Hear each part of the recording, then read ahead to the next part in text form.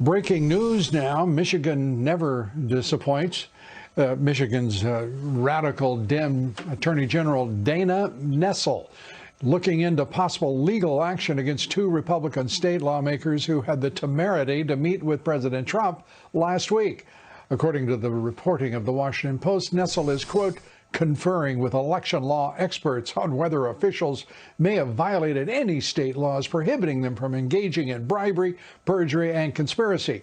The Attorney General isn't exactly an expert on law, is she? First, you have to have some probable cause of those crimes. This despite the Republican lawmakers saying they're not aware of any information that would change the outcome of the election. We asked the Attorney General's office, what is it doing? Considering legal action, the office told us it can't comment on pending investigations, taking a page out of the FBI's book, and political corruption, it appears. Joining us tonight from Washington, D.C., Rudy Giuliani, President Trump's personal attorney, former mayor of New York City, federal prosecutor, great American.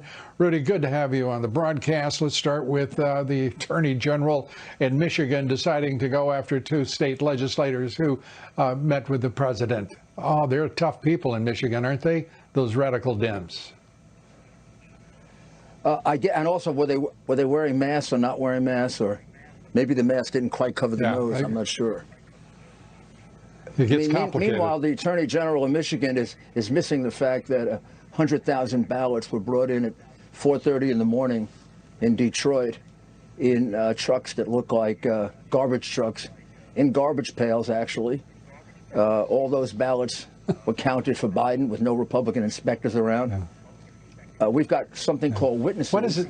that could testify to it under oath, but I guess the Michigan Attorney General doesn't like witnesses that testify under oath about things that are damaging the Democrats. I mean, what a phony. Total phony. They have what happened in Detroit can only be described as the worst fraud I've ever seen, carried out deliberately by the hack Democrat crooked party of Detroit. The overvotes are 140, 150, 200%, 300, 400%. How can you have 400% overvotes without having fraud? And the Attorney General doesn't care about that because he doesn't care about Democrats stealing elections. He should be all over seems to be a broad theme. Well, you would think. You would think it would be a bipartisan issue, electoral integrity. You would think that the Democrats would be just as excited.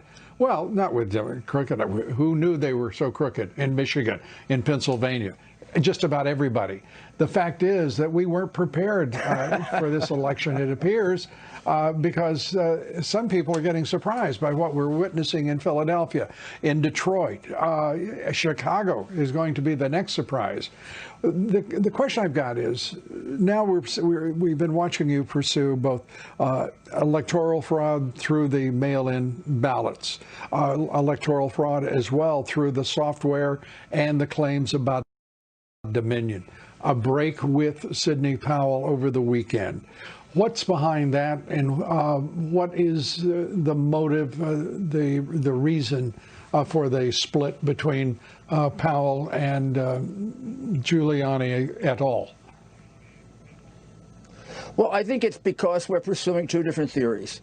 Our theory of the case to get to the Supreme Court, now in 4 places, and it's soon going to be in 2 others, and there'll be an overall lawsuit, is basically misconduct of the election by state officials in at least 5 or 6 different states, in which the misconduct of the election involved deprivation of constitutional rights for the president. And, for example, in one part of the state, you could fix a ballot, Democrat part. Other part of the state, you couldn't fix a ballot. One part of the state, the ballots were examined. Another part of the state, they didn't care if the ballots were examined. In Pennsylvania, there are 680,000 unexamined ballots that virtually were put in secretly by Democrats alone. That's outrageous. That is misconduct of the election. Elections are supposed to be conducted under the auspices of the laws passed by the legislature. And in fact, they made a mockery of it in Pennsylvania. The only place maybe worse is Michigan. and particularly the city of Detroit. The city of Detroit probably had more voters than it had citizens. I'm exaggerating a bit, but all you have to do is look at statistical data, and you can see that the fraud was rampant and out of control. What happened this time, Lou, they had these mail ballots, which I think was always part of the plan. They always cheated somewhat with absentee ballots. But, for example, they only had 450,000 absentee ballots 4 years ago in Pennsylvania. This time they had 2.6 million. That's like, you know, that's like letting a couple of thieves free all night in Tiffany. And these expert voter fraud people, which you've got to say that Pittsburgh and Pennsylvania and Philadelphia and Detroit have a great expertise in voter fraud. It isn't the first election they've stolen. But this time they had massive ballots to do it with. And we have evidence. The evidence has been presented. And the media lies that we have no evidence. They're just too lazy to read our 100 affidavits, which are on the public record, from American citizens well, whose votes were stolen from them. I think we should not in any way besmirch the national left-wing media by calling them lazy.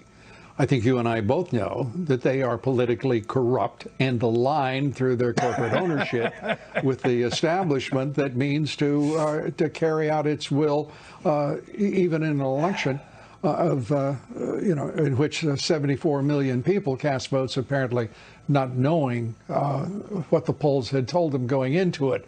Suppression polls, as it turns out, and as the president points out. So here we are, 3 weeks tomorrow from the election. We're moving toward those dates of the 8th of December and the 14th of December. How much flexibility do you have, and how urgent are those deadlines that approach? Oh, the deadlines are urgent, no question about it. There isn't a lot of time, but there's time, and the fact is that the facts are there. We just need to get them before a trier of fact or before a court that'll be fair, and we'll listen to them. I mean, the court in Pennsylvania cut it off without listening to a single fact, and I don't know how the judge could have concluded that the facts aren't substantial when they haven't even been presented yet. They're really kind of, and on a motion to dismiss, you're not supposed to consider that. So, unfortunately, we haven't yet gotten a fair decision. We will. We got to be a little patient. One fair decision, one good hearing, and this will turn all around. And Rudy Giuliani in charge of making sure that happens. We appreciate your time. Rudy Giuliani, thanks for being with us. Come back soon, please.